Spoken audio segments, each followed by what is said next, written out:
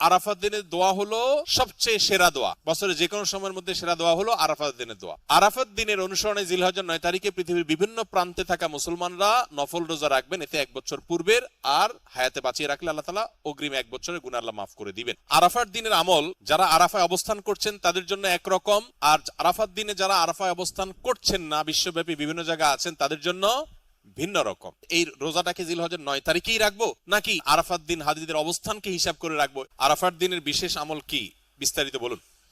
আরাফাত দিনের আমল যারা আরাফায় অবস্থান করছেন তাদের জন্য একরকম, আর আরাফাত দিনে যারা আরাফায় অবস্থান করছেন না, বিশ্বব্যাপী বিভিন্ন জায়গায় আছেন, তাদের জন্য ভিন্ন রকম। যারা আরাফা অবস্থান করছেন, নবী আলাইহিস সালাম বলেছেন খায়রুদ দুআ দুআউ ইয়াউমি আরাফা। এই হাদিসের এই অংশটা যদিও আম, এখান থেকে আরাফাত দিনের দোয়াকে নবীজি বলেছেন আরাফাত দিনের দোয়া হলো সবচেয়ে সেরা দোয়া, বছরের যে কোনো সময়ের মধ্যে সেরা দোয়া হলো আরাফাত দিনের দোয়া। যদিও আরাফাতের ময়দানে হাজিদের দোয়া কবুল হয়, ফেরত দেওয়া হয় না, বহু হাদিস আছে। যেহেতু হাদিসে আরাফাতের দিনের দোয়াকে সেরা দোয়া বলা হয়েছে, আমরা যদি দূর থেকে আল্লাহর কাছে দোয়া করি, আশা করতে পারি আল্লাহর কাছে, আশা করতে অসুবিধা নেই যে আল্লাহ তাআলা দোয়া হয়তো কবুল করবেন। দ্বিতীয়ত নবী আলাইহিস সালাম বলেছেন খায়রুমা ওয়া খায়রুমা আনা কুলতু আনা ওয়ান নাবিয়্যুনা মিন ক্বাবলি লা ইলাহা ইল্লাল্লাহু ওয়াহদাহু লা শারীকা লাহু লাহুল মুলকু ওয়া লাহুল হামদু ওয়া হুয়া আলা কুল্লি শাইইন কাদির। আরাফাত দিনে নবী আলাইহিস সালাম বলেছেন আমি এবং আমার পূর্বে নবী রাসূলরা যত দোয়া আল্লাহর কাছে করেছেন এর মধ্যে সবচেয়ে সেরা হলো এটা, লা ইলাহা ইল্লাল্লাহু ওয়াহদাহু লা শারীকা লাহু লাহুল মুলকু ওয়া লাহুল হামদ ওয়া হুয়া আলা কুল্লি শাইইন কাদির। এটা আমরা বিশেষ করে পাঠ করব।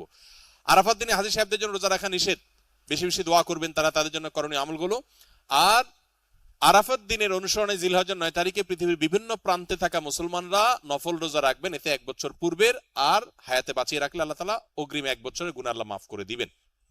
এজন্য আরাফাত দিনে নফল রোজা রাখবো ইনশাআল্লাহ। এই দোয়াটা কি এই রোজাটাকে জিলহজের 9 তারিখেই রাখবো নাকি যে আপনার আরাফাত দিন হাজিদের অবস্থানকে হিসাব করে রাখবো? এটা নিয়ে দুই রকমের মত আজকাল শোনা যায়।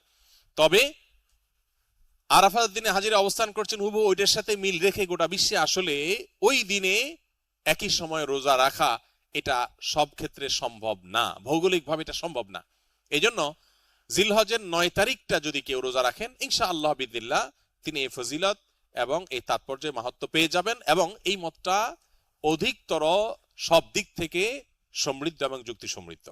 এই জন্য আমরা আরাফাত দিনে যারা আরাফাতের ময়দানে অবস্থান করছি না তারা রোজা রাখবো ইনশাআল্লাহ বেশি বেশি করে। আর জিলহজের 1 থেকে 9 তারিখ পর্যন্ত সবগুলো দিনই রোজা রাখতে পারলে আরো ভালো, তাহলে সেক্ষেত্রে ইখতিলাফ এবং মত পার্থক্যের আপনি এমনি উঠে গেলেন। সবগুলো দিনই আসলে রোজা রাখার চেষ্টা করা দরকার।